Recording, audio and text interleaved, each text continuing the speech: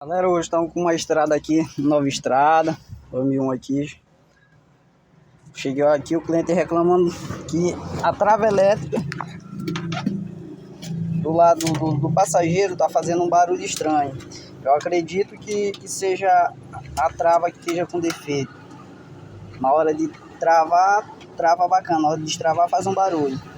Vou pegar o controle aqui, vou apertar aqui, vocês vão escutar o barulho aqui dela, aqui da trava elétrica. Olha aí, ó. Fez a zoada, ó. Esse barulho tá incomodando o cliente. Destravou, normal. Travou, fez a zoada. Destravou, normal. Travou, fez a zoada. Isso tá incomodando ele. Agora nós vamos dar o reparo para ver qual é a possível causa que tá bagunçada.